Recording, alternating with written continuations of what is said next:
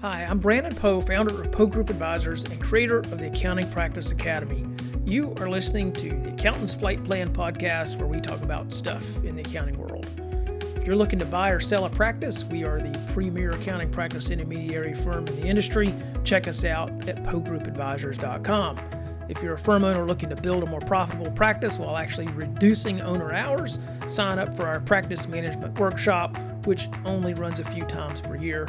Learn more at accountingpracticeacademy.com. Hi, welcome to Accountant's Flight Plan podcast. I'm very excited to introduce you to a guest, Ravi Patel, who purchased in 2022 a practice, and now he's come through his first tax season. So we want to check in with Ravi, see how things are going. Ravi, please tell our listeners a little bit about yourself.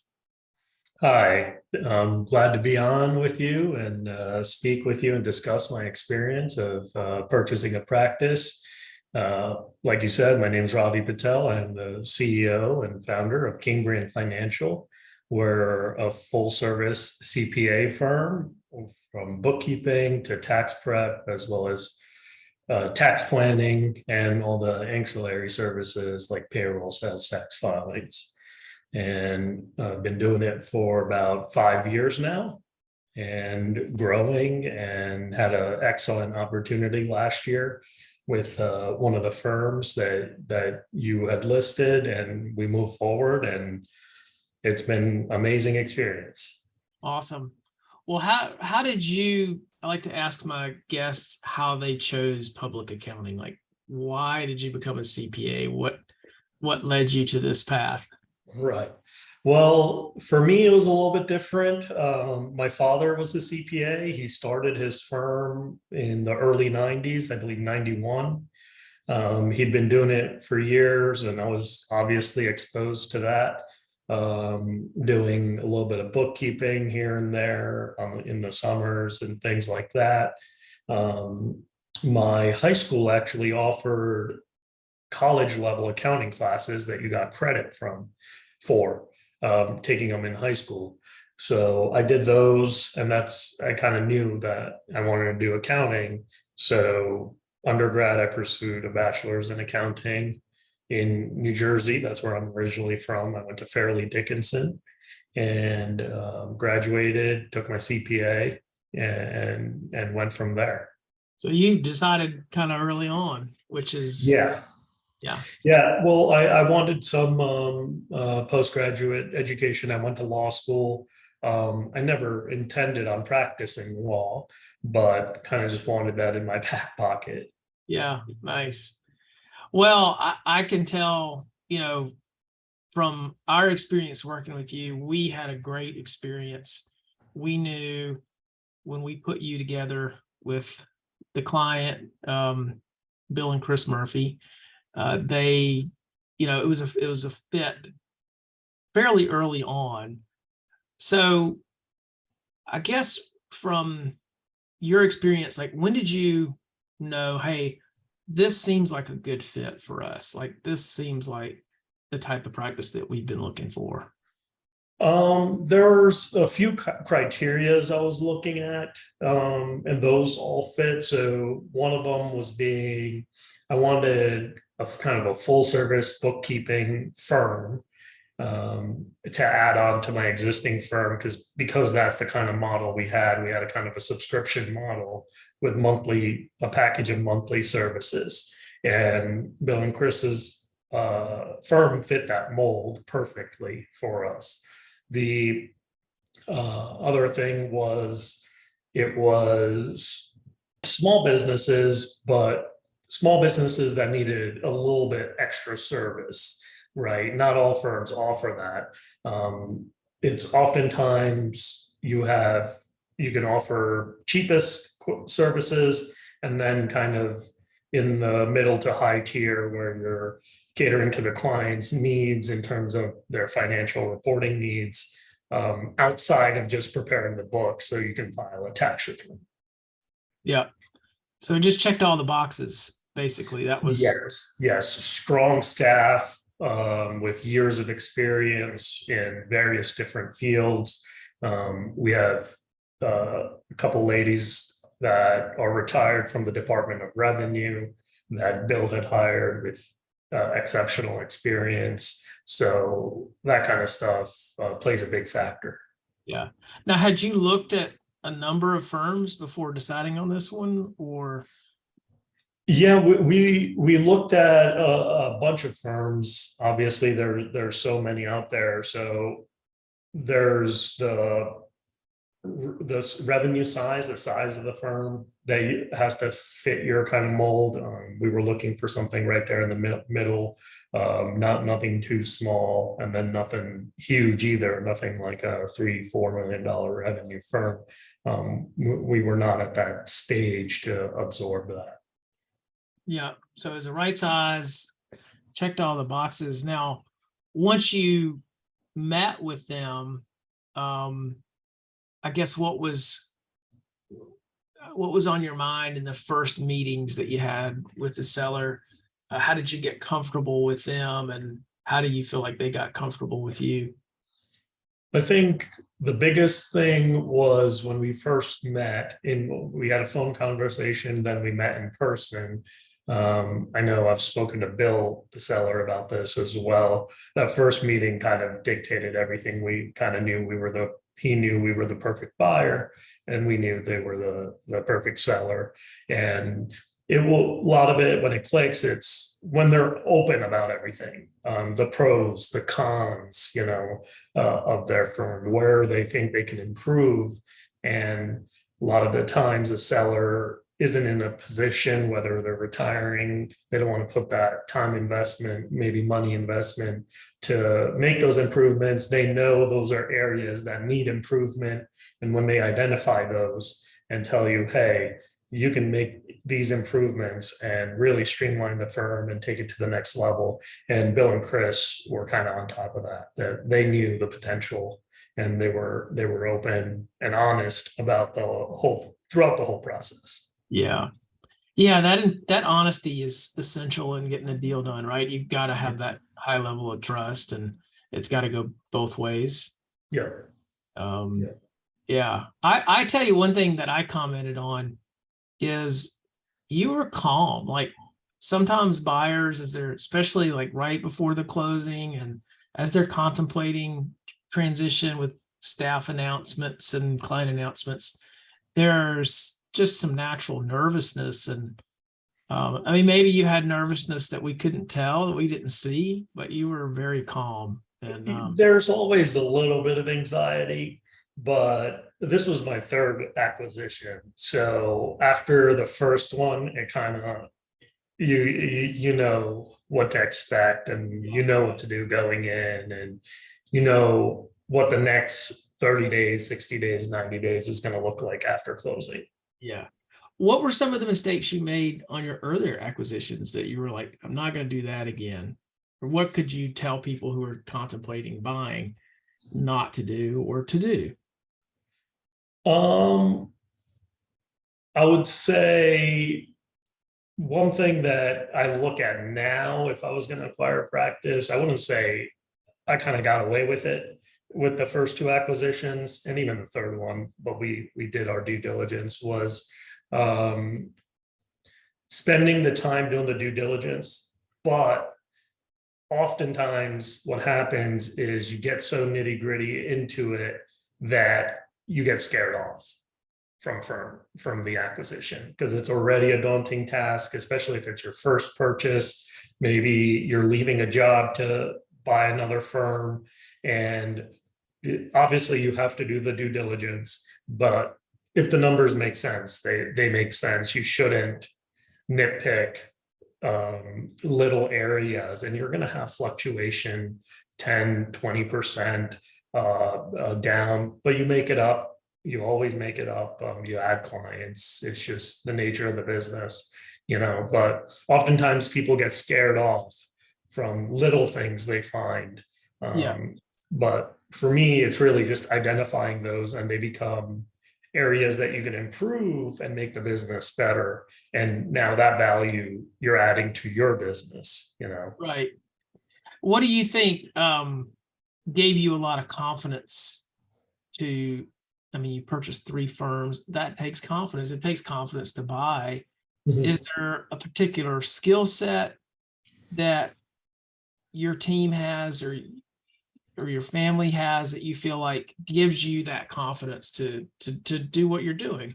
Yeah, so obviously, like I said, my father, he started the firm, his firm 30 years ago, and all that experience, it kind of just flows to me. We share, we discuss, we brainstorm different ideas, different practices that are available for sale.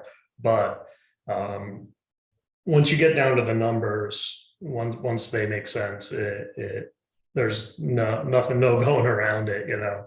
Right. But I think the biggest thing with CPA firm practices is, and it doesn't make sense, but if you're in private practice, 9 times out of 10, the money is way better than if you were at a big four or even a regional firm, you know. You just can't, even a smaller practice. I mean, even a $200,000-300,000 practice, you can run yourself and have a lot more time and make more money. Yeah. Yeah. No, those are good. I mean, it sounds like your dad's been a good mentor for you, which Absolutely. that's something I always did early on in my career is I always sort of looked for mentors. And it sounds like you had a good one with your dad who had a practice since 91 and definitely knew the ropes. And um, and this was a family affair, right? Your Yeah. sisters. Yeah. My sister just joined a little over a year ago. So she was working in New York City. Now she handles the operation. She was a dean at a charter school, but she has experience in as a dean, just operational and stuff like that. And within a few months, she kind of hit the ground running, learned the business, learned the accounting side of it because she wasn't exposed to that like I was. Yeah. You know, just simple things like how the whole procedure of payroll or Yeah. sales tax or tax returns, you know, things like that. So yeah, no, so now she's a key member of the team. Right. Well, I think people are intrigued by the fact that you bought 3 firms and together you've really built a nice, pretty sizable small firm. Mhm. What do you see as sort of the advantages of growth through acquisition? Um, Bottom line number, you see cash flow from day one. It's as simple as that, you know. It's really, really hard to switch accountants as for small businesses. If you're an individual, that's fine. You're just doing your individual return. But if you're a business, and firm owners know this, it's really hard to switch accounting firms. It's a whole process that a business owner oftentimes doesn't want to undertake because they're focused on their business. So when you buy a new firm and we spoke to all of our clients, Bill and I and Chris and I spoke to all of our clients. Some of them we met at their businesses and they felt comfortable. And most people aren't going to, oh, you sold, I'm out. Most people aren't like that because it just doesn't make sense. They're going to see what you have to offer, right? And the ones that leave, you probably don't want them as clients anyways, because those are the clients that eat up most of your time as a firm owner and don't contribute significantly to the bottom line. But when they give you a chance, you show them what you can offer, and usually with a firm like Chris and Bill, if it's business as usual, you're fine. If it's a firm that like the second firm I purchased was night and day. It was that firm. If I had not purchased it, I don't think it would have existed in 6 months. They probably would have had to close the doors. They had a great clientele, great client base, but weren't able to. The previous owner wasn't able to structure it, get the most out of the team. We still have the same staff, same core people, and the service just dramatically improved, and we get great feedback from our clients now, and oftentimes now our clients do the marketing for us. Yeah, that's awesome. Well, it sounds like you got some pretty good just practice management and skills, and probably your dad's been instrumental in helping get you with the right mindsets and approaches, and that's so key. Now, you mentioned staff, you kept everyone.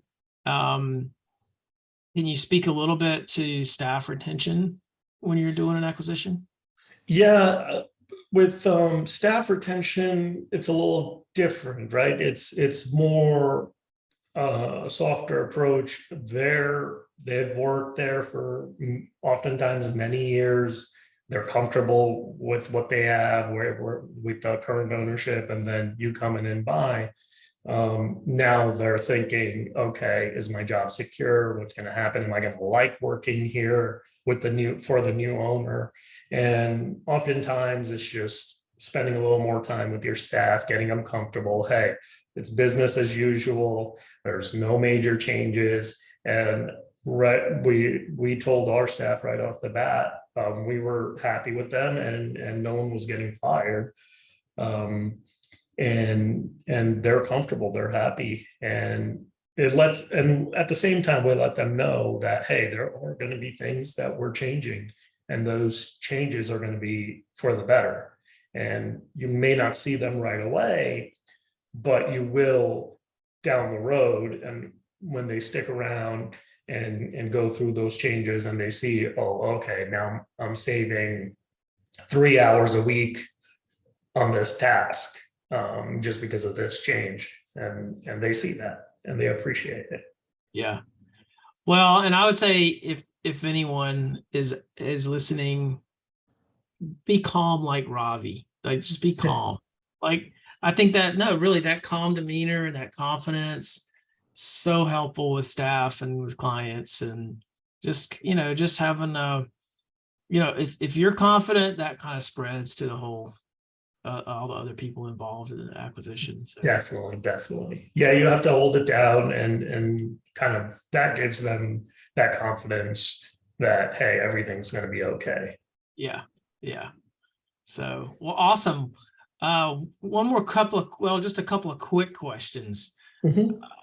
Are you reading anything, or have you read anything lately that you could share with our audience? Just books that you might have picked up. Yeah, I actually just, what was it?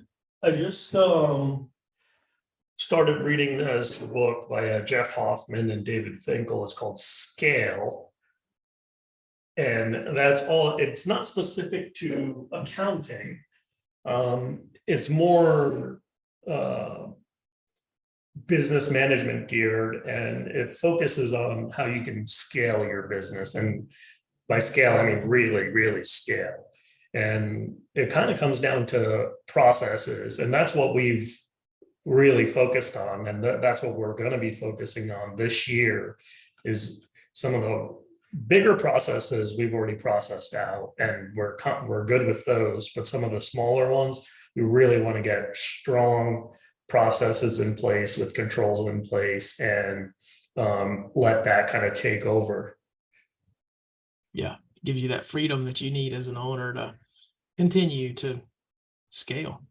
Yeah, right? exactly. Take some time off. Right. Awesome. Yeah, the biggest thing I think is with firm owners is they get too involved with the day-to-day, the nitty-gritty with clients and things like that. And there's only so many hours you have in a day or in a year, that if you focus on that, you kind of hit a limit. And that's why you see a lot of firms in that $500,000 to $1 million revenue range. That's the biggest thing. Yeah, they can't get past that ceiling. Mm-hmm. And you do have to build those processes to scale. And I think Bill and Chris had done a pretty good job with that. There was good processes in place when you bought that firm. So anything else you'd like to share with our audience before we close off? I would say the biggest thing is, if you're looking to purchase a practice, don't be scared. Sometimes you have to take that leap. And I would say, and my father said it so many times to me and so many other folks that he knew that were looking to buy a practice, is you have to make that jump. You have to do it. And then once you're in it, there's no going back, and you'll figure everything out on the way. You don't see people buying practices and then going out of business. You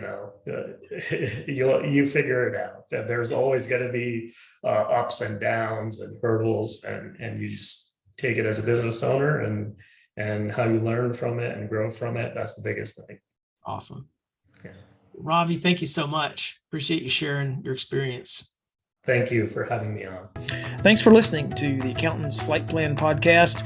If you like what you heard today, please follow us so that you can get updates when new episodes are released, and share our podcast with your friends and colleagues. You can also follow Poe Group Advisors on social media. Please visit our website for more information at poegroupadvisors.com.